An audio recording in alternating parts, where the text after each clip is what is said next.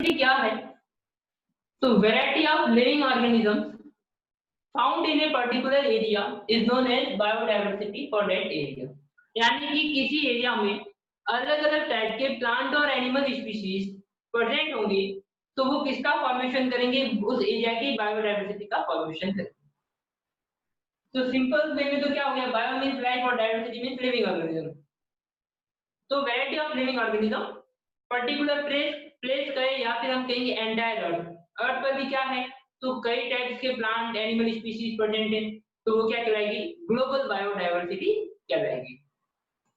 तो एक तो हो गया हमारे पास किसी एक ज्योग्राफिकल एरिया के लिए और एंटायर प्लेस के लिए। तो सिंपल डेफिनेशन तो क्या हो जाएगी? Variety of living organism. अगर कॉम्प्लेक्स डेफिनेशन की बात करें या थोड़ा सा डिटेल में जाएं, तो हम कैसे समझेंगे बायोडायवर्सिटी को?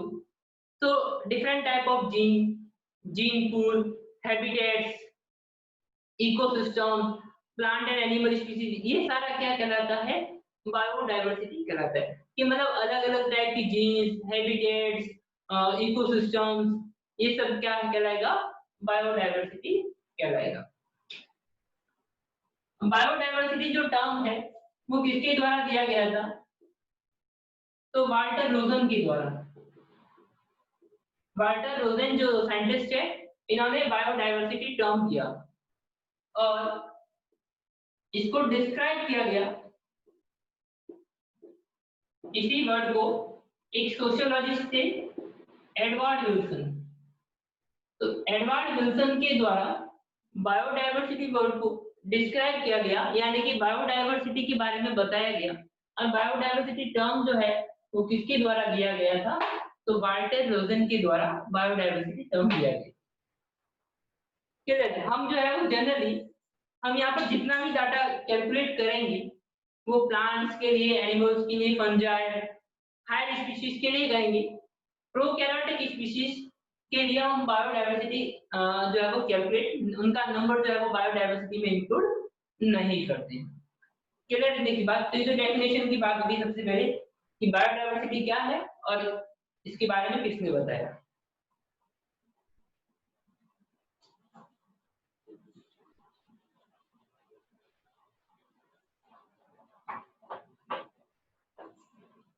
नेक्स्ट जो हमारे पास टॉपिक है वो है लेवल्स ऑफ बायोडायवर्सिटी।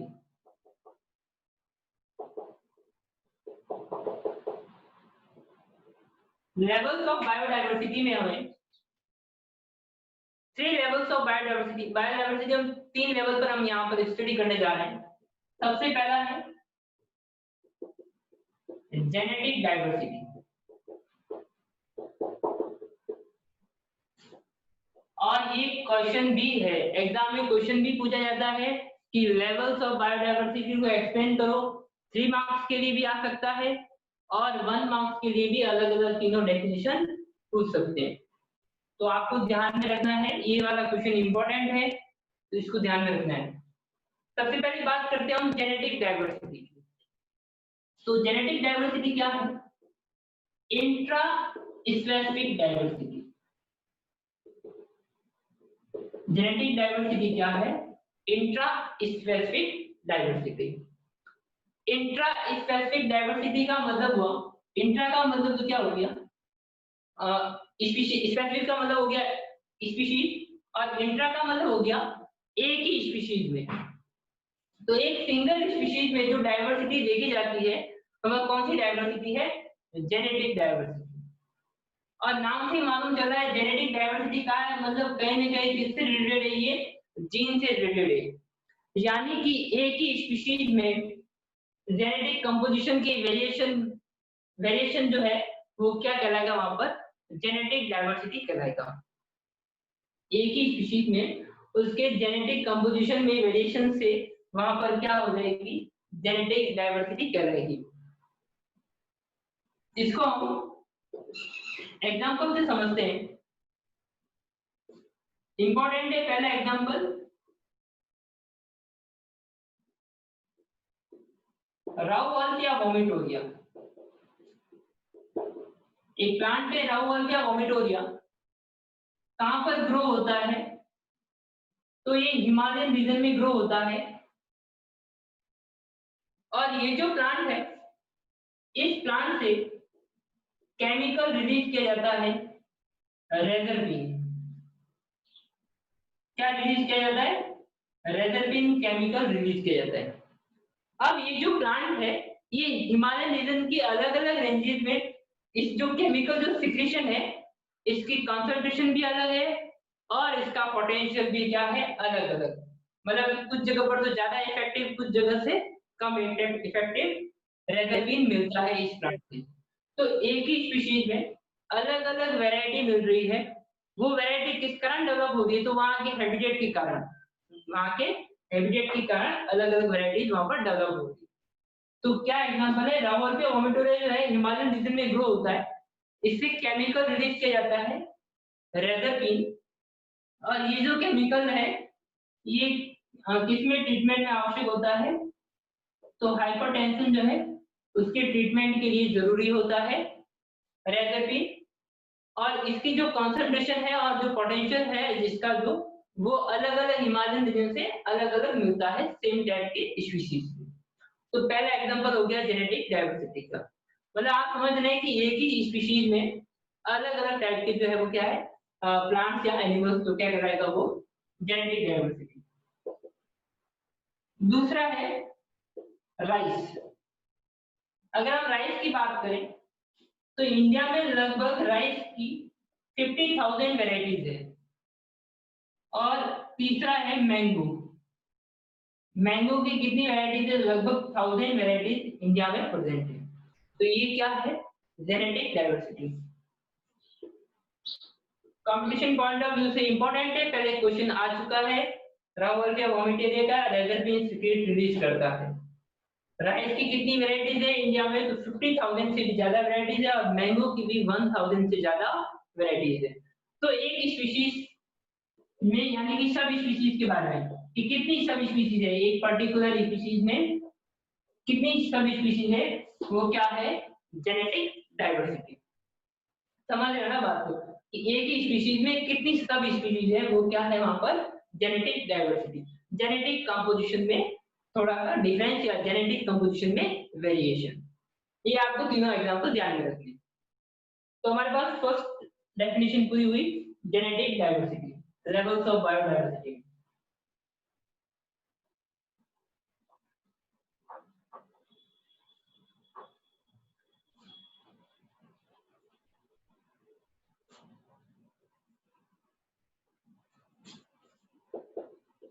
सेकंड है हमारे पास स्पीशीज डाइवर्सिटी। स्पीशीज डाइवर्सिटी की बात करते हैं तो सिंपल सा मतलब हो गया, पहला पॉइंट हमारे पास इंटर स्पेसिफिक डाइवर्सिटी, यानी कि अलग अलग टाइप के स्पीशीज किसी एरिया में प्रेजेंट है तो वो क्या कहलाएगी? उस एरिया की स्पीशीज डाइवर्सिटी कहलाएगी। यानी कई सारे स्पीशीज एक एरिया में प्रेजेंट है तो उसे हम क्या कहेंगे? स्पीशीज डाइवर्सिटी कहेंगे। यानी कि हमने दो एरियाज को कवर कर लिया, जैसे एक पुणे को, एक मुंबई। मैंने ऑन रखा है ऑडियो।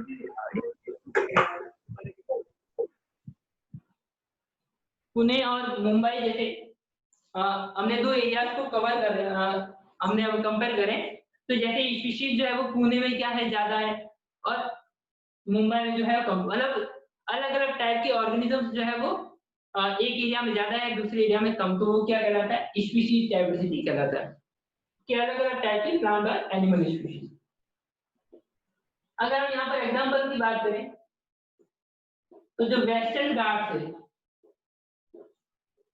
वहां पर एम्फीबियन डाइवर्सिटी जो है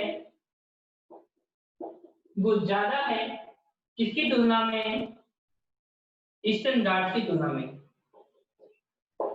एम्फीबियन डाइवर्सिटी यानी कि फ्रॉग, पॉइजनस फ्रॉग, टोड्स, इक्थियोपिड, इनकी जो है वैरायटी, एम्फीबियन वैरायटी जो है वो कहां पर ज्यादा है? वेस्टर्न घाट्स पर ज्यादा है और ईस्टर्न घाट्स पर कम। तो ये किसका एग्जांपल हो गया? स्पीशीज डाइवर्सिटी का। बहुत सिंपल टर्म है कि variety of species in a particular area, तो क्या कहलाएगा? वो स्पीशीज डाइवर्सिटी कहलाएगा।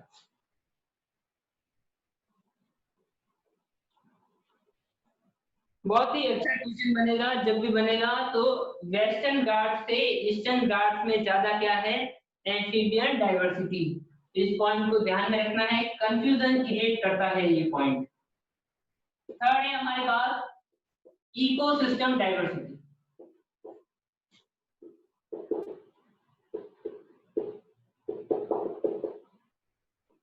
इकोसिस्टम डाइवर्सिटी क्या है? तो हमने इकोसिस्टम के पढ़ा है कि इकोसिस्टम क्या होता है। अब इकोसिस्टम डाइवर्सिटी का सिंपल सा मतलब क्या हो जाएगा, डिफरेंट डिफरेंट टाइप के इकोसिस्टम। किसी एक पर्टिकुलर एरिया में अलग अलग टाइप के इकोसिस्टम प्रेजेंट होंगे तो वो क्या कहलाएगा, इकोसिस्टम डाइवर्सिटी। जैसे कि एक तो एक एरिया में वहां पर केवल ग्रासलैंड ही है, कोई पॉन्ड वगैरह कुछ नहीं है, तो वो क्या कहलाएगा कि एक इकोसिस्टम कहलाएगा। और किसी एक एरिया में ग्रासलैंड भी है, पॉन्ड भी है, वाटर इकोसिस्टम भी है, तो वो क्या कहलाएगा, इकोसिस्टम। वो हम क्या कहेंगे कि यहाँ पर क्या है, इकोसिस्टम की डाइवर्सिटी है, मतलब ज्यादा इकोसिस्टम प्रेजेंट है।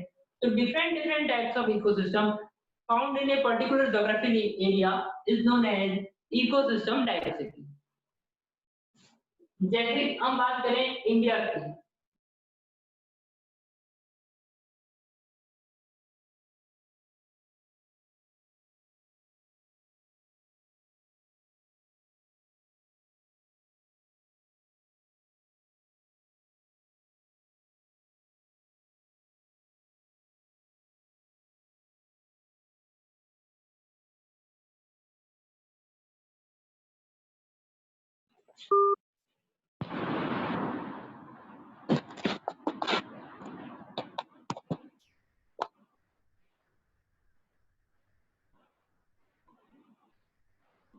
तो इंडिया में जो है वो अलग अलग टाइप्स के इकोसिस्टम जो है, जैसे फॉरेस्ट है, deciduous forest, tropical forest, rain forest,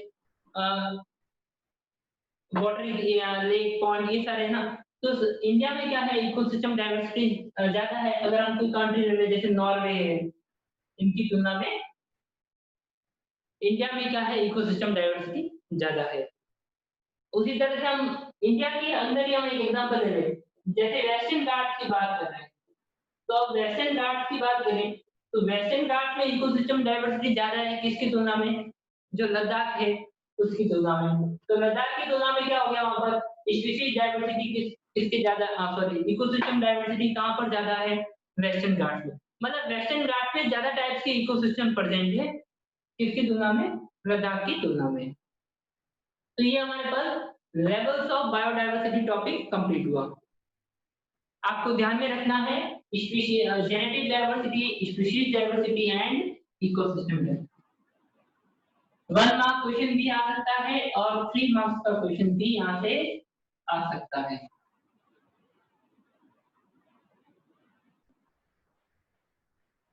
next topic हम पढ़ते हैं, patterns of biodiversity.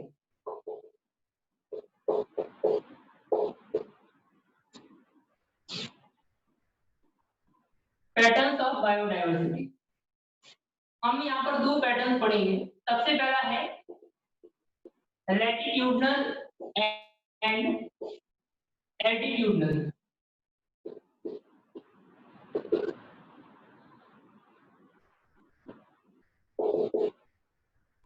Latitudinal and altitudinal gradient.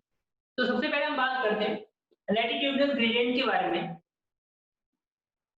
तो आपने 2 शब्द सुने होंगे कि आपने ग्लोब के बारे में ज्योग्राफी में पहले पढ़ा होगा कि जैसे अर्थ है स्फीयर, तो इसमें एक लाइन तो ऐसे निकलती है बीच में से राउंड, और एक लाइन ऐसे निकलती है। तो हम ये कहते हैं कि ये तो जो है वो क्या है, पोल्स रीजन। ये वाली लाइन किसको, पोल्स रीजन को इंडिकेट करती है, और ये वाला जो है वो किसको बता रही है, तो लैटिट्यूड को, तो या इक्वेटर को बता रही है। सॉरी, ये क्या है, इक्वेटर रीजन। तो जो बीच वाली जो लाइन जो है, जो स्फीयर के जो मिडल जो सेंटर में जो लाइन निकलती है वो क्या है, इक्वेटर। और जो उसके जो एंड से ग्लोब के वो क्या कहलाएंगे, पोलर रीजन या पोल्स कहलाते हैं। ठीक है, तो पोल्स और इक्वेटर ये आपको मालूम हो गया। ज्यादा पढ़ना है तो फिर ज्योग्राफी में लैटिट्यूड कितनी डिग्री है क्या है ना, वो सब अलग चीजें। अपने को ध्यान क्या रखना है, दो वर्ड्स बता दिए मैंने आपको, इक्वेटर और पोल्स। हमारे पास पॉइंट, इंपॉर्टेंट पॉइंट वो ये है कि इक्वेटर से हम पोल्स की तरफ जाते हैं तो बायोडायवर्सिटी क्या होगी, डिक्रीज होगी।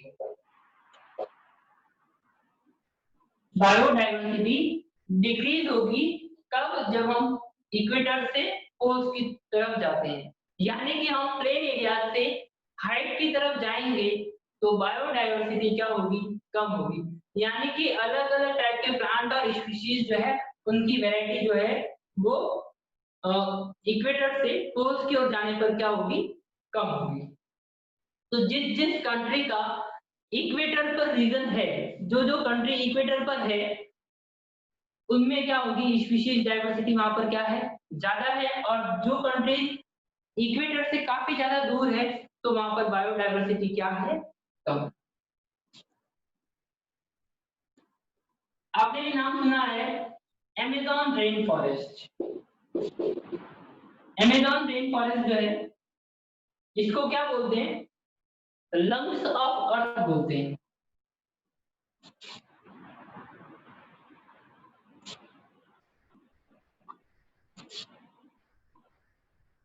अमेज़न रेन फॉरेस्ट क्या है, तो लंग्स ऑफ अर्थ। ठीक है, ये जो फॉरेस्ट है इसमें बायोडाइवर्सिटी क्या है, मैक्सिमम है। तो सबसे ज्यादा बायोडाइवर्सिटी कौन सी फॉरेस्ट में, अमेज़न रेन फॉरेस्ट। ये कैसा फॉरेस्ट है, ट्रॉपिकल रेन फॉरेस्ट कहलाता है ये। मैक्सिमम बायोडाइवर्सिटी पाई जाती है इस फॉरेस्ट में और इसको हम क्या बोलते हैं, लंग्स ऑफ अर्थ बोलते हैं। क्यों कहते हैं, क्योंकि लगभग 20% ऑक्सीजन जो है टोटल का वो किसके द्वारा प्रोवाइड कराया जाता है, अमेज़न रेन फॉरेस्ट के द्वारा प्रोवाइड कराया जाता है। यहाँ पर एक डाटा लिख रहे हैं जो आपको ध्यान में रखना है। इस फॉरेस्ट में लगभग 40,000 प्लांट स्पीशीज है, 1300 बर्ड स्पीशीज है,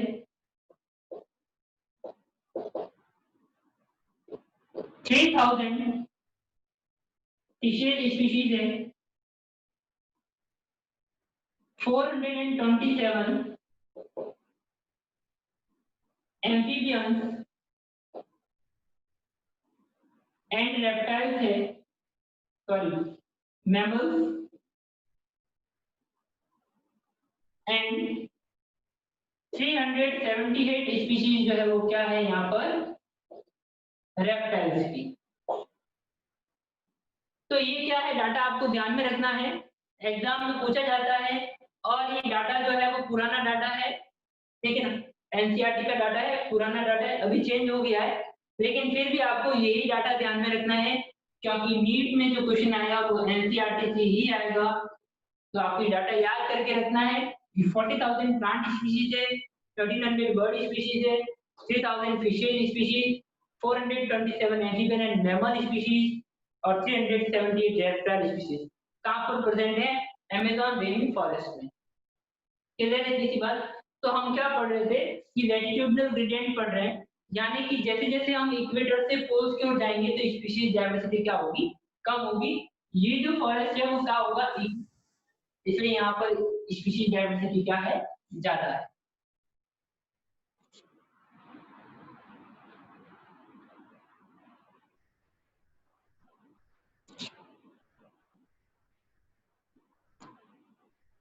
एक कंट्री है कोलंबिया, ये जो है वो इक्वेटर के एकदम पास में है, तो इसमें 1400 बर्ड स्पीशीज है।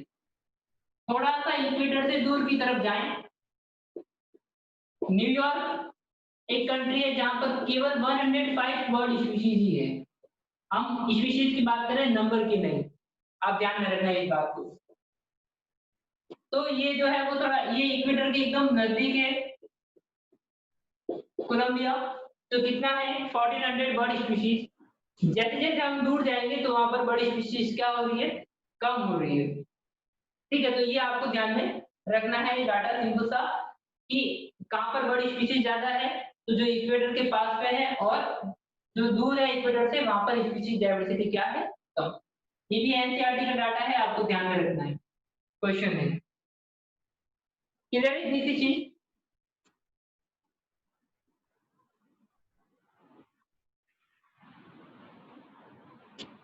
एक तो हमने लिखा था लैटिट्यूडनल ग्रेडियंट और दूसरा हमने लिखा है एल्टीट्यूडनल। तो एल्टीट्यूड क्या होगा, तो वही क्या हो जाएगा, हम जैसे जैसे प्लेन से हाइट की ओर जाते हैं तो स्पीशीज डाइवर्सिटी क्या होती है, कम होती है। अब यहाँ पर एग्जाम में आने वाला क्वेश्चन क्या है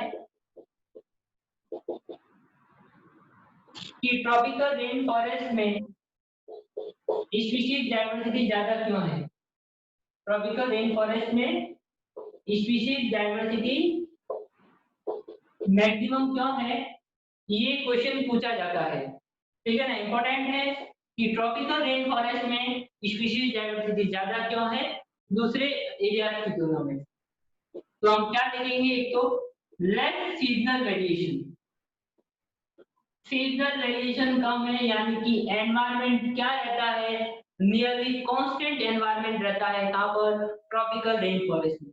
जैसे आप इंडिया में ट्रॉपिकल रेन फॉरेस्ट की बात करते हैं तो असम, उड़ीसा, अंडमान निकोबार, ये जो स्टेट्स है इनमें कौन सा फॉरेस्ट है, ट्रॉपिकल रेन फॉरेस्ट। तो यहाँ पर लेस सीजनल वेरिएशन जो है वहां पर सीजनल वेरिएशन कम आते हैं, एक तो है ना। स्पीशीज डाइवर्सिटी मैक्सिमम है तो क्यों, कौन कौन से रीजन से, तो एक तो ये पहला रीजन तो ये हो गया कि वहां पर सीजनल वेरिएशन क्या है, कम है, यानी कि क्या है, एनवायरनमेंट कैसा रहता है, तो ये कांस्टेंट एनवायरनमेंट वहां पर रहता है और कांस्टेंट और प्रेडिक्टेबल एनवायरनमेंट है। मोर सोलर एनर्जी, है ना, सनलाइट भी क्या वहां पर ज्यादा, सोलर एनर्जी वहां पर ज्यादा मिल रही है। टेम्परेचर भी वहां पर क्या रहता है, हाई रहता है। आपको बताइए कि सोलर एनर्जी ज्यादा रहेगी तो प्रोडक्टिविटी भी क्या होगी वहां पर, ज्यादा होगी, और प्रोडक्टिविटी ज्यादा होगी तो स्पीशीज डाइवर्सिटी भी क्या होगी,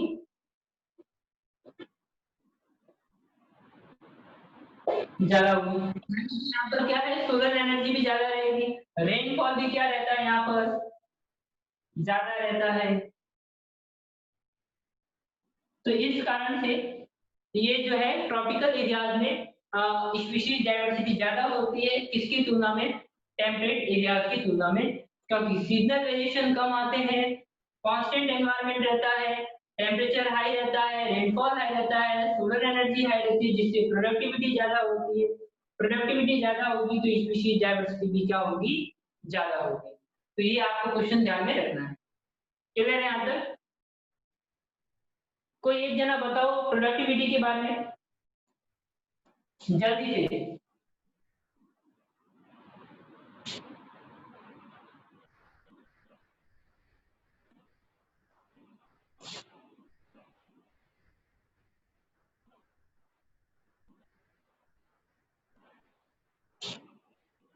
प्रोडक्टिविटी के बारे में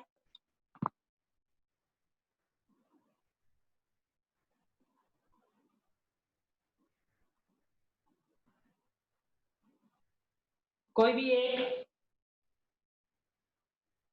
अंकिता,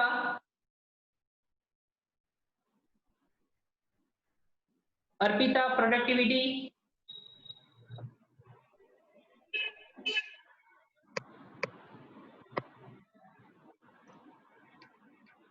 प्रोडक्टिविटी के बारे में बताओ।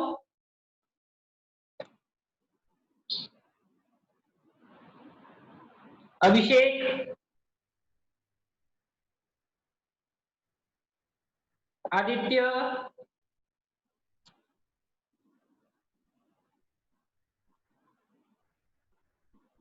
शैली,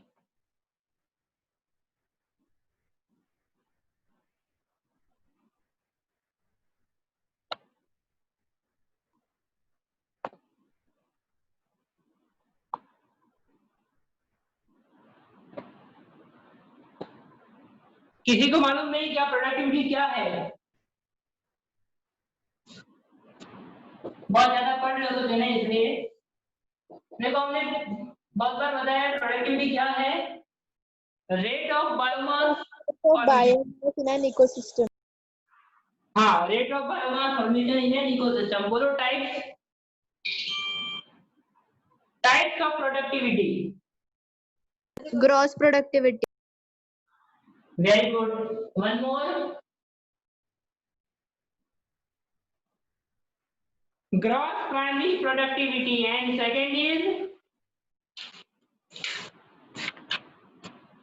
सेकेंड टाइप की प्रोडक्टिविटी कौन सी है? ग्रॉस प्राइमरी प्रोडक्टिविटी क्या है? Material productivity. कौन सी प्रोडक्टिविटी? Material productivity. ये कौन सा क्या होता है? ग्रॉस प्राइमरी प्रोडक्टिविटी क्या है? तो प्लांट के द्वारा बायोमास फॉर्मेशन किया गया है वो क्या कहलाएगा? Gross primary productivity. दूसरा क्या है? Net primary productivity. जो कंज्यूमर्स को अवेलेबल हो पाती है वो हमें क्या कहते, जो बायोमास कंज्यूमर्स को मिल रहा है उसे हम क्या कहते हैं? Net primary productivity. ध्यान में रखना है, भूलना नहीं है इन चीजों को। ठीक है, नेक्स्ट टॉपिक की हम बात करते हैं बायोडायवर्सिटी में।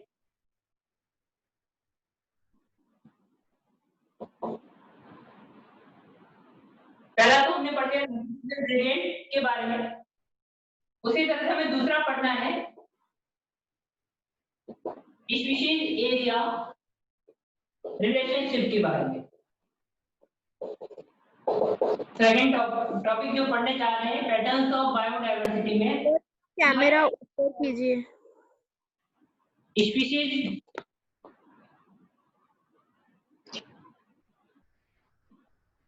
स्पीशीज एरिया रिलेशनशिप के बारे में। अब जो है सेकंड पैटर्न है स्पीशीज एरिया रिलेशनशिप। एक साइंटिस्ट है अलेक्जेंडर वॉन हम्बोल्ट।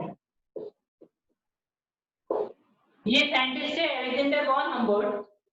इनका कहना है कि जैसे जैसे हम एरिया बढ़ाते जाएंगे स्पीशीज डाइवर्सिटी बढ़ती जाएगी। यानी कि जैसे कि मान लीजिए 10 किलोमीटर का एरिया है, अगर हमने इसको 10 से 15 किलोमीटर कर लिया तो जैसे यहाँ पर 10 टाइप की स्पीशीज है तो यहाँ पर कितनी होगी? 12 स्पीशीज होगी। यानी कि इनका ये कहना है स्पीशीज और एरिया में क्या रिलेशन है? तो जैसे जैसे हम एरिया बढ़ाते जाएंगे स्पीशीज डाइवर्सिटी बढ़ती जाएगी, लेकिन एक लिमिट तक, अप टू अ लिमिट। एक लिमिट तक स्पीशीज डाइवर्सिटी बढ़ेगी, उसके बाद स्पीशीज डाइवर्सिटी क्या हो जाएगी? कांस्टेंट हो जाएगी। क्यों? क्योंकि वहां पर कौन सा फैक्टर काम करेगा? कंपटीशन फैक्टर काम करेगा, है ना। जैसे जैसे हम एरिया बढ़ाते जाएंगे स्पीशीज डाइवर्सिटी बढ़ेगी, लेकिन एक लिमिट तक। उसके बाद वहां पर कौन से फैक्टर्स काम करेंगे? कंपटीशन फैक्टर्स काम करेंगे। ठीक है, तो ये स्पीशीज एरिया रिलेशनशिप है जो किसके द्वारा बताया गया? अलेक्जेंडर वॉन हम्बोल्ट के द्वारा। उन्होंने एक ग्राफ प्लॉट भी किया था इस रिलेशन के लिए। इस साइड में लिख रहा हूं मैं स्पीशीज रिचनेस, और हमने एक तरफ ले लिया एरिया। उनका कहना है कि अगर हम स्पीशीज रिचनेस और एरिया के बीच में ग्राफ प्लॉट करें, उन्होंने ग्राफ प्लॉट किया जिनके लिए प्लांट स्पीशीज, बैट स्पीशीज, इनके लिए उन्होंने देखा कि स्पीशीज रिचनेस जो है यानी कि स्पीशीज जो डाइवर्सिटी है वो बढ़ रही है जैसे जैसे हम एरिया इंक्रीज कर रहे हैं। और उन्हें यहाँ पर जो कर्व जो हमें मिला यहाँ पर उनको वो था रेक्टेंगुलर हाइपरबोला। ठीक है, यानी कि स्पीशीज एरिया रिलेशनशिप में ग्राफ प्लॉट करते हैं तो जो कर्व ऑब्टेन होता है वो कौन सा होता है? Rectangular hyperbola. इसे समझ रहे हैं हम कि एरिया बढ़ाने पर स्पीशीज डाइवर्सिटी क्या हो रही है? बढ़ रही है, लेकिन एक समय बाद वापस क्या हो रही है? वो कांस्टेंट भी हो रही है। ठीक है ना, इनिशियल में देखो ज्यादा बढ़ रहा है, उसके बाद वो क्या हो रहा है?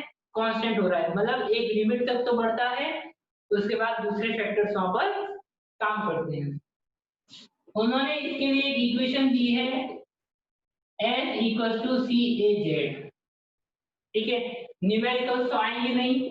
S यहाँ पर क्या है, स्पीशीज रिचनेस या स्पीशीज डाइवर्सिटी।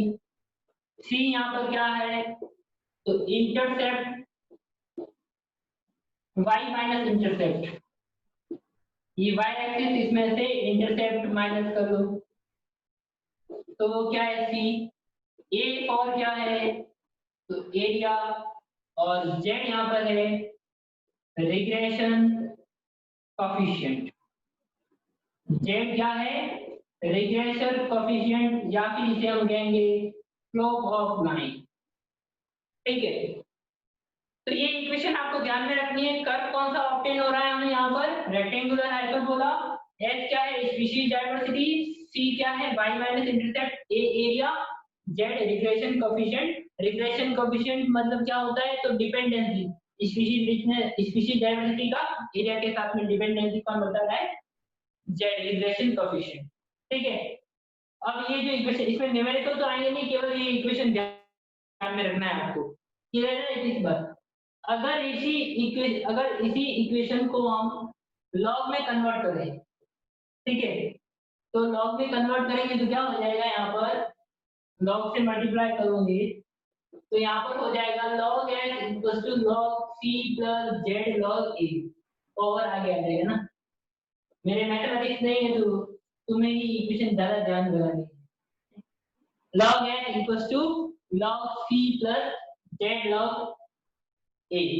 और ये जो इक्वेशन है ये किसके सिमिलर है, स्ट्रेट लाइन इक्वेशन के सिमिलर। यानी कि अगर हम इसको लॉग में ग्राफ प्लॉट करें, लॉग वैल्यूज लेंगे तो हमारे पास कर्व कैसा आएगा, स्ट्रेट लाइन आएगी, है ना, ये लॉग स्केल पर। ठीक है, y equal to mx plus c। ठीक है, तो ये तो हमारे पास लॉग में इक्वेशन है, और ये नॉर्मल क्या है, s equal to C A Z.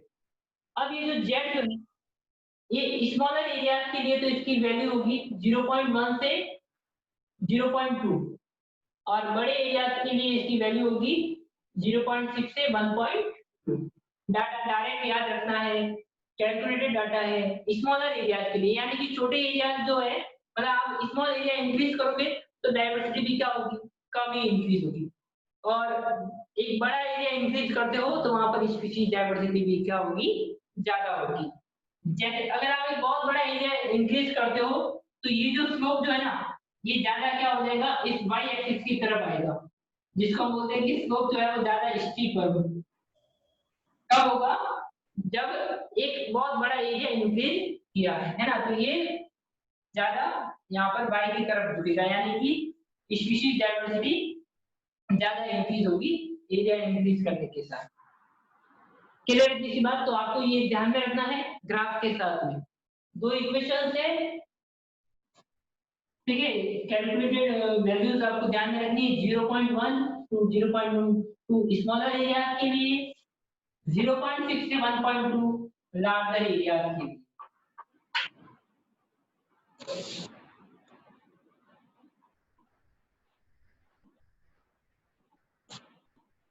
तो ये हमारे पास टॉपिक हो गया।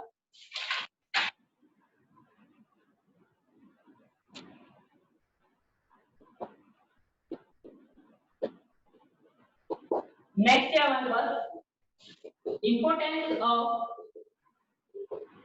बायोडाइवर्सिटी, कि बायोडाइवर्सिटी का क्या इंपॉर्टेंस है। तो हम सभी को मालूम है कि बायोडाइवर्सिटी का क्या इंपॉर्टेंस है। जितनी ज्यादा बायोडाइवर्सिटी होगी उतना ही ज्यादा क्या होगा, इकोसिस्टम स्टेबल होगा। इकोसिस्टम में हमने सबसे पहले पढ़ा था फूड चेन और फूड वेब। फूड वेब में हमने पढ़ा था कि एक ऑर्गेनिज्म के पास में एक से ज्यादा ऑप्शन होते हैं। तो अगर वो ऑप्शन कब होंगे, जब किसी एरिया में वहां पर क्या होगी, ज्यादा स्पीशीज होगी। तो स्पीशीज डाइवर्सिटी ज्यादा होगी तो इकोसिस्टम क्या होगा, ज्यादा स्टेबल होगा। ठीक है, अब जो है यहाँ पर एक हाइपोथेसिस दिया गया है, rivet popper hypothesis. Rivet popper hypothesis से समझाया गया है इंपॉर्टेंस ऑफ बायोडायवर्सिटी के बारे में। रिवेट प्रॉपर हाइपोथेसिस से क्या समझाया गया है? Importance of biodiversity. ये जो है वो किसने समझाया था रिवेट प्रॉपर के द्वारा? तो पॉल एल्ड्रिच ने रिवेट प्रॉपर हाइपोथेसिस से इंपॉर्टेंस ऑफ बायोडायवर्सिटी के बारे में समझाया। क्या कहा उन्होंने? रिवेट का मतलब जैसे स्क्रू है ना, तो उन्होंने कैसे समझाया कि इकोसिस्टम को उन्होंने किससे कंपेयर कर लिया? एक एरोप्लेन से कंपेयर कर दिया। ठीक है बच्चों, स्पीशीज को इकोसिस्टम को उन्होंने किससे कंपेयर किया? एरोप्लेन से। और रिवेट को जो है वो वहां पर किससे कंपेयर किया? स्पीशीज से कंपेयर किया। ठीक है, तो उनका कहना ये है कि जैसे एरोप्लेन में पैसेंजर बैठे हैं, अगर हर पैसेंजर एयरप्लेन से जब उतरता है तो एक एक स्क्रू निकाल के ले जाता है, तो स्टार्ट में तो क्या होगा, उस एरोप्लेन को कोई मतलब फर्क नहीं पड़ेगा। ठीक है ना, कोई सीट का स्क्रू निकालेगा, कोई कहीं से निकालेगा। ठीक है, हम भी बस के निकालते हैं ना, तो वैसे ही क्या होगा कि एक एक पैसेंजर जब उतरता है तो एक एक स्क्रू निकाल जाता है, तो इनिशियल में तो उस एरोप्लेन को कोई फर्क नहीं पड़ेगा। लेकिन जैसे जैसे ज्यादा से ज्यादा रिवेट्स वहां से लूज होते जाएंगे, वो एरोप्लेन क्या हो जाएगा, वहां पर डिस्टर्ब हो जाएगा, वो फ्लाई नहीं कर पाएगा। ठीक है ना, तो उसी तरह से क्या कहा गया है कि जैसे जैसे स्पीशीज हटती जाएगी किसी पर्टिकुलर एरिया से, वो इकोसिस्टम धीरे धीरे क्या हो जाएगा, डिस्ट्रॉय हो जाएगा। और वो रिवेट जो कहां पर है, विंग्स पर है, अगर कोई उनको ले जाता है तो फिर क्या हो जाएगा, वो एरोप्लेन बहुत जल्दी डिस्ट्रॉय हो जाएगा, है ना। तो विंग्स को किससे कम, विंग्स के जो रिवेट्स है उनको किससे कंपेयर किया गया है? कीस्टोन स्पीशीज से। किससे कंपेयर किया गया है? कीस्टोन स्पीशीज से। अब कीस्टोन स्पीशीज क्या होती है? तो ऐसी स्पीशीज जो नंबर में कम हो, बायोमास में कम हो, लेकिन उसका इन्फ्लुएंस इकोसिस्टम में सबसे ज्यादा होता है, उस स्पीशीज को हम क्या कहेंगे? कीस्टोन स्पीशीज कहेंगे। नंबर में कम, बायोमास में कम, लेकिन इन्फ्लुएंस सबसे ज्यादा होता है, उसको हम क्या क्या कहते हैं? कीस्टोन स्पीशीज कहेंगे। जैसे कि किसी फॉरेस्ट में से लायन को अगर हटा देंगे तो वहां पर वो फॉरेस्ट क्या हो जाएगा, उस फॉरेस्ट में से बहुत कम समय में ज्यादा स्पीशीज क्या हो जाएगी, हट जाएगी। क्यों? क्योंकि लायन क्या करता है, दूसरी प्रे स्पीशीज की पॉपुलेशन को कंट्रोल करके रखता है। तो वो लायन क्या है वहां पर? कीस्टोन स्पीशीज है ना। जो हर्बीवोर स्पीशीज है, अगर लायन नहीं होगा तो उसकी हर्बीवोर स्पीशीज की क्वांटिटी क्या हो जाएगी, बढ़ती जाएगी। तो उनमें आपस में क्या होगा, कंपटीशन होगा, रिसोर्सेज बहुत कम हो जाएंगे, फूड अवेलेबिलिटी कम हो जाएगी, तो उनकी क्या हो जाएगी, वहां पर वो एक्सटिंक्ट हो जाएंगे। तो कीस्टोन स्पीशीज को अगर वहां से हट एक्सटिंक्ट हो जाएंगे तो इकोसिस्टम पूरी तरह से बहुत कम समय में डिस्ट्रॉय हो जाएगा। ये क्या है? Rivet proper hypothesis. ठीक है, तो इंपॉर्टेंस ऑफ बायोडायवर्सिटी टॉपिक पूरा हुआ। कोई डाउट हो तो पूछ लेना।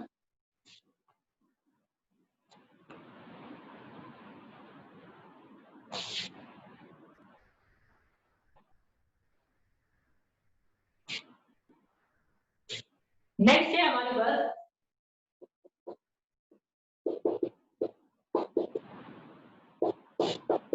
Biodiversity current scenario. Biodiversity current scenario के बारे में कि यानी कि अभी एट प्रेजेंट जो है वो बायोडायवर्सिटी कितनी है, ठीक है ना, उस डाटा के बारे में बात करते हैं। तो IUCN, international union for conservation of nature, full form international union for conservation of nature. Important है फुल फॉर्म, ठीक है ना, आप ध्यान रखना। International union for conservation of nature, IUCN के अकॉर्डिंग 2004 में उन्होंने डाटा कैलकुलेट किया और उनके अकॉर्डिंग 1.5 मिलियन स्पीशीज प्रेजेंट है एट प्रेजेंट अर्थ पर। ठीक है, उन्होंने अपना कैलकुलेटेड डाटा कब बताया, ये 2004 का डाटा है, ठीक है ना। बात करनी है, बाद में कम भी हुई है ना, ह्यूमन इम्पैक्ट के कारण, और नई भी बहुत सारी स्पीशीज डिस्कवर भी की गई है। ठीक है, तो IUCN 2004 का डाटा क्या कहता है कि बर्ड स्पीशीज जो है वो कितनी है, 1.5 मिलियन स्पीशीज है। जबकि एक साइंटिस्ट है रॉबर्ट मे ने कहा है कि कितनी स्पीशीज प्रेजेंट है, 7 मिलियन स्पीशीज प्रेजेंट है अर्थ पर, यानी कि 7 मिलियन स्पीशीज प्रेजेंट है अर्थ पर। इनमें से हमको काफी सारी स्पीशीज क्या करनी है, डिस्कवर करनी है। मैं एक बार फिर से बोल देता हूँ, ये जो डाटा है ये प्रोकैरियोटिक के लिए वैलिड नहीं है। ये जो डाटा है इनमें प्रोकैरियोटिक स्पीशीज को इन्वॉल्व नहीं किया गया। ठीक है, तो 8% 1.5 मिलियन स्पीशीज IUCN के द्वारा बताया गया, और रॉबर्ट मे ने बताया 7 मिलियन। अगर हम इसकी कंपेयर करें तो इसका मतलब ये हुआ कि अभी तक हम कितने परसेंट स्पीशीज को ही ढूंढ पाए हैं, 22% स्पीशीज को ही अब तक हम डिस्कवर कर पाए। ठीक है, 7 मिलियन के अकॉर्डिंग हम अब 1.5 मिलियन में यानी कि लगभग कितना हुआ, 15 लैक्स के आसपास का। अगर इनमें हम बात करें तो 70% क्या है इनमें, एनिमल स्पीशीज।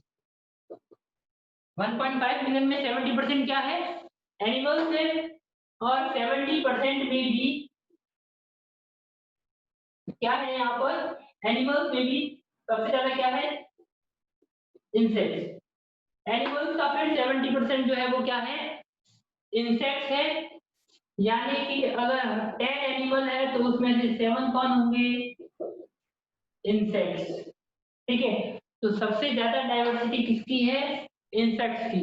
हमने पढ़ा है 11th में, सबसे ज्यादा जो किंगडम जो है वो बड़ा जो फाइलम जो है वो कौन सा है, लार्जेस्ट फाइलम एनिमल किंगडम में, बोलो कौन सा फाइलम सबसे बड़ा फाइलम है, आर्थ्रोपोडा। आर्थ्रोपोडा, बिल्कुल सही है ना, वेरी गुड। आर्थ्रोपोडा जो फाइलम है उसमें सबसे ज्यादा मेंबर्स है, तो इंसेक्ट्स जो है वो आर्थ्रोपोडा में ही आते हैं, यानी कि इंसेक्ट स्पीशीज जो है वो सबसे ज्यादा है। तो पहले हम एनिमल की बात कर लेते हैं, तो 10 में से 7 क्या है, एनिमल स्पीशीज। तो सबसे ज्यादा तो क्या है एनिमल्स में, इंसेक्ट्स। उसके बाद आपने फिर पढ़ा है मोलस्क का सेकंड लार्जेस्ट फाइलम है, थर्ड लार्जेस्ट फाइलम प्रोटोजोआ है। ठीक है, और फिर अगर हम, तो ये तो क्या हो गया, सारे इनवर्टिब्रेट्स हो गए ना, हम इनको सिंपली क्या कहेंगे, इनवर्टिब्रेट्स। तो इनवर्टिब्रेट्स तो क्या है, ज्यादा है। अगर 15 लाख की बात करें, 12 लाख तो एनिमल है, उसमें से भी क्या है, ज्यादातर क्या है, इनवर्टिब्रेट्स। बहुत कम क्या है, वर्टिब्रेट्स। वर्टिब्रेट्स क्या है, कम है, और वर्टिब्रेट्स में भी सबसे ज्यादा स्पीशीज किसकी है, तो फिशेस की, उसके बाद किसकी है, बर्ड्स की, उसके बाद mammals, amphibians, and then reptiles. ठीक है, ये सारी चीजें जो आपको ध्यान में रखनी है, डाटा आपको ध्यान में रखना है, मतलब डाटा ध्यान में रखना है, तो ये सीक्वेंस ध्यान में रखनी है, कौन ज्यादा है कौन कम। ठीक है, सर्कल वाला क्वेश्चन आता है, सर्कल बना हुआ होगा एग्जाम में, कॉम्पिटिटिव एग्जाम में, बोर्ड में तो कुछ भी नहीं, क्या फर्क पड़ता है ना, एक दो चार चीज कम भी तो फर्क नहीं पड़ता है, लेकिन ऐसे कंपटीशन में ऐसे स्क्वायर बना हुआ होता है, उसमें अगर बताया हुआ होता है कि कौन सी स्पीशीज है, तो आपको इस हिसाब से आपको ध्यान में रखना जरूरी है। ठीक है ना, सीक्वेंस।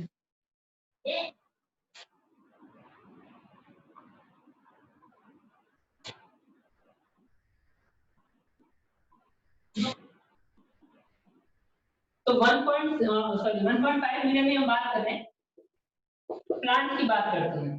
ठीक है, प्लांट की बात करें तो प्लांट में सबसे ज्यादा है हमारे पास कौन, एंजियोस्पर्म। एंजियोस्पर्म स्पीशीज जो है वो क्या है, सबसे ज्यादा है प्लांट में, यानी कि फ्लावरिंग प्लांट सबसे ज्यादा है। उसके बाद क्या होंगे, उसके बाद टेट्राफाइट, जिम्नोस्पर्म्स, ब्रायोफाइट, ये सब। उसी तरह से प्लांट से भी ज्यादा स्पीशीज किसकी है, तो फंजाई की। फंजाई एक अलग किंगडम है, तो फंजाई स्पीशीज ज्यादा है किससे, प्लांट से। और प्लांट में सबसे ज्यादा कौन है, तो एंजियोस्पर्म्स। क्लियर है आपको?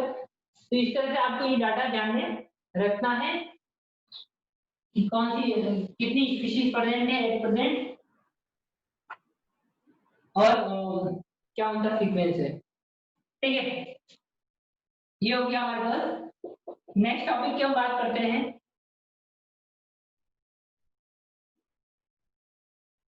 Causes of loss of biodiversity.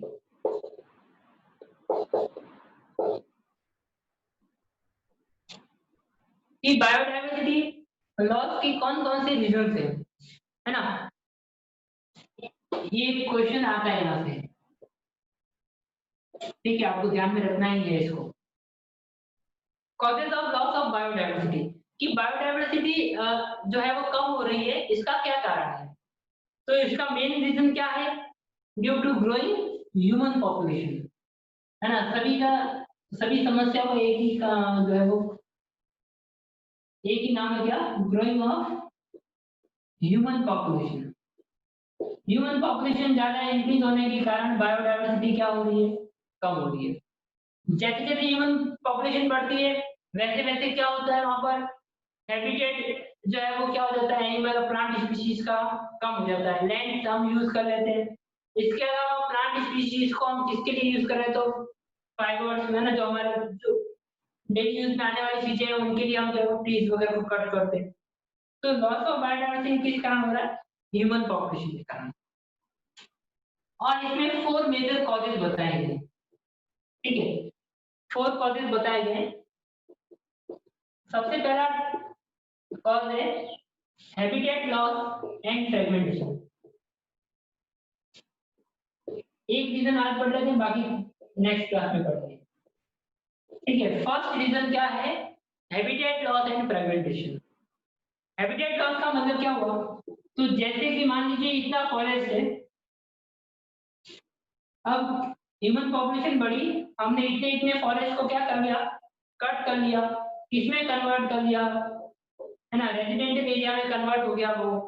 तो ये क्या हुआ, हैबिटेट वहां से वो एनिमल्स जो इतने एरिया में सर्वाइव कर रहे थे, वो यहाँ से या तो इस एरिया में एंटर करेंगे या फिर वो क्या हो जाएंगे, वहीं पे एक्सटिंक्ट हो जाएंगे, है ना। इस एरिया में सर्वाइव करेंगे तब भी क्या होगा, यहाँ पर कंपटीशन इंक्रीज हो जाएगा। तो हैबिटेट लॉस क्या हो जाएगा, मेन कारण है पहला इसका, बायोडाइवर्सिटी कम होने का।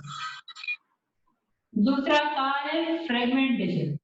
फ्रेगमेंटेशन का क्या मतलब है, तो जैसे ये फॉरेस्ट एरिया है, इस फॉरेस्ट एरिया से मान लीजिए यहाँ से क्या कर दिया, हाईवे निकाल दिया या हमने रेलवे ट्रैक बना दिया, तो ये जो फॉरेस्ट है वो क्या हो गया, 2 पार्ट में बढ़ गया।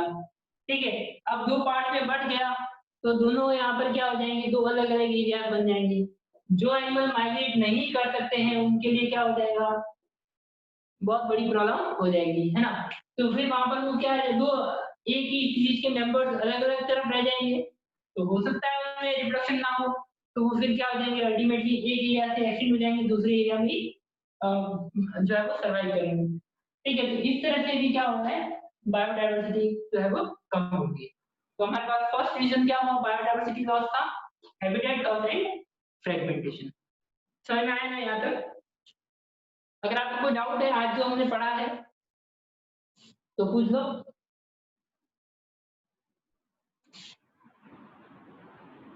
बायोडाइवर्सिटी डेफिनेशन पढ़ी हमने, लेवल ऑफ बायोडाइवर्सिटी पढ़ा, जेनेटिक डाइवर्सिटी क्या होता है, स्पीशीज डाइवर्सिटी क्या होता है ना।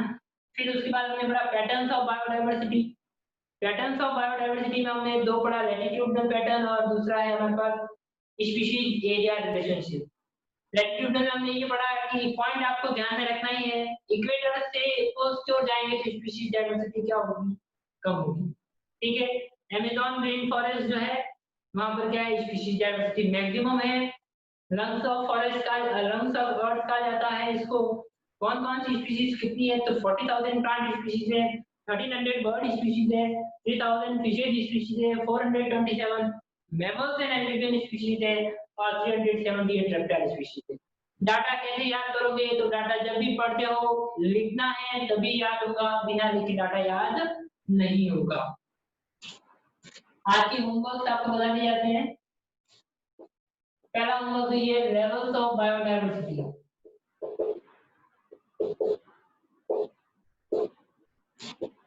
दूसरा reasons for more diversity in tropical areas. Tropical areas में बायोडायवर्सिटी ज्यादा है, उसका क्या कारण है? और तीसरा क्वेश्चन हम ले लेते हैं स्पीशीज एरिया रिलेशनशिप से। तीनों ही क्वेश्चन वही बताएं जो एग्जाम में पूछे जाते हैं। स्पीशीज एरिया रिलेशनशिप में हमने ग्राफ के द्वारा समझाया है कि हाइपर रेक्टेंगुलर हाइपरबोला में कर्व मिलता है जब हम स्पीशीज और एरिया के बीच में ग्राफ प्लॉट करते हैं। जैसे जैसे एरिया इंक्रीज करते जाएंगे स्पीशीज डाइवर्सिटी बढ़ती जाएगी, लेकिन एक लिमिट तक। एक और हाइपोथेसिस इसके बाद में जो पढ़ा है वो है रिवेट पॉपर हाइपोथेसिस, पॉल एलरिच के द्वारा दिया गया है। उसमें क्या बताया था कि स्पीशीज एक्सटिंक्शन होगी तो इकोसिस्टम क्या हो जाएगा? अनस्टेबल हो जाएगा। ठीक है, और फिर उसके बाद में हमने पढ़ा डाटा जो पढ़ा कि बायोडायवर्सिटी जो है वो करंट क्या है। ये जो डाटा जो हम जो देख रहे हैं आज जितना भी डाटा पढ़ा है ये जो है पुरानी एनसीईआरटी का है, तो आपको वही डाटा ध्यान में रखना है क्योंकि नीट में उसी डाटा से ही क्वेश्चन आएंगे। ठीक है, तो अभी तो जो डाटा है वो चेंज हो चुका है। क्लियर? अब कोई डाउट हो तो पूछ लो। सर वो graph showing species area relationship को एक बार एक्सप्लेन करो ना। ठीक है,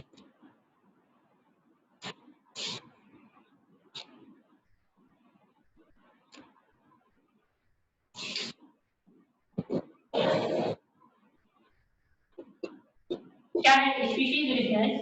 ये यहाँ पर तो स्पीशीज डाइवर्सिटी, एक तरफ हम एरिया ले रहे हैं, तो ये क्या कह रहा है? स्टेटमेंट क्या है कि जैसे जैसे हम एरिया, जैसे मान लीजिए यहाँ से शुरुआत करते हैं, यहाँ पर ये स्पीशीज है, ये पर्टिकुलर एरिया। अब जैसे ही हम एरिया इंक्रीज करेंगे तो स्पीशीज डाइवर्सिटी क्या हो जाएगी? बढ़ती जाएगी। जैसे जैसे आप एरिया इंक्रीज करेंगे वैसे वैसे स्पीशीज डाइवर्सिटी क्या होती जाएगी? इंक्रीज होती जाएगी, लेकिन एक लिमिट तक। उसके बाद क्या होगा? स्पीशीज जो है वो नियरली क्या हो जाएंगे? कांस्टेंट हो जाएंगे। इस कारण से तो वहां पर क्या हो जाएगा? कंपटीशन बढ़ जाएगा। और ये जो कर्व है वो कैसा है? रेक्टेंगुलर हाइपरबोला, जिसकी इक्वेशन क्या है? CAZ। एच यहाँ पर स्पीशीज को बता रहा है, सी यहाँ पर जो है वो किसको बता रहा है? तो y माइनस इंटरसेप्ट को, और ए जो है वो एरिया को रिप्रेजेंट करता है, जेड रिग्रेशन कोएफिशिएंट को डिनोट करता है। इसकी वैल्यू होती है 0.1 से 0.2 और हायर बड़े एरिया के लिए 0.6 से 1.2। यानी कि आप एक बहुत छोटे एरिया से बड़े एरिया की ओर जाते हैं तो स्पीशीज डाइवर्सिटी बहुत ज्यादा इंक्रीज होगी, जिसकी वैल्यू क्या होगी यहाँ पर? 0.6 से 1.2। और छोटे एरिया इंक्रीज करते हो तो 0.1 से 0.2। अगर लॉग में इक्वेशन लिखेंगे तो क्या लिखेंगे? log x equal to log c plus z log a। और इसके लिए जो इक्वेशन है वो कैसा है? Statement equation. सिंपल सा एक ही स्टेटमेंट है। एरिया बढ़ाने पर स्पीशीज डाइवर्सिटी बढ़ेगी। जैसे जैसे एरिया ज्यादा, जितना ज्यादा एरिया बढ़ोगे उतना बढ़ेगा स्पीशीज, लेकिन एक लिमिट तक। उसके बाद वहां पर कौन से फैक्टर्स लागू हो जाएंगे? तो कंपटीशन फैक्टर एंड रिसोर्सेज जो है वो फैक्टर्स वहां पर काम करेंगे। क्लियर है? ठीक है ना यहाँ तक?